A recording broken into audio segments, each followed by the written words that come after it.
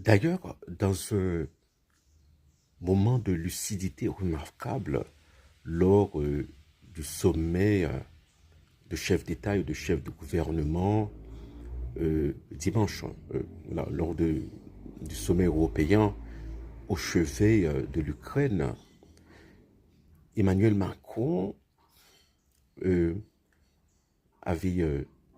dit la Russie ne va pas s'arrêter à l'Ukraine, mais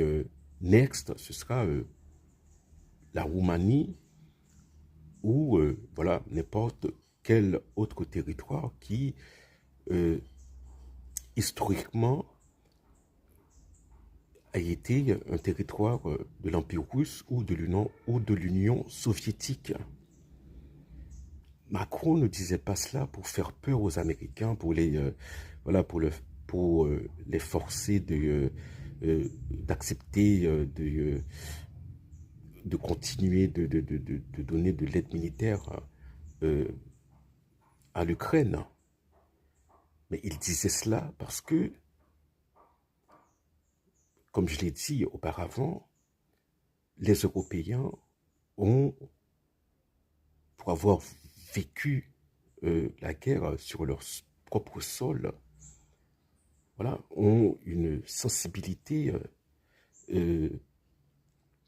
euh, à l'histoire que les Américains n'ont pas. Et la Russie,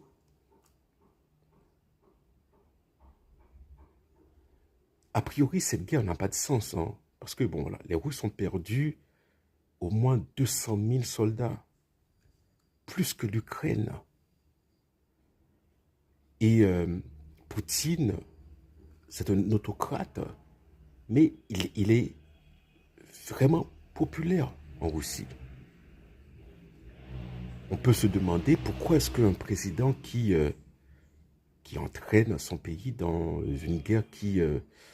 voilà, qui n'en finit pas, hein, ça fait 3 ans, et voilà, si les victoires remportées, ce sont des victoires à la Pyrrhus, parce que c'est, voilà, chaque kilomètre carré de l'Ukraine que les Russes gagnent, c'est à un coût humain exorbitant. On peut se demander pourquoi diable les Russes continuent voilà, de soutenir un tel président.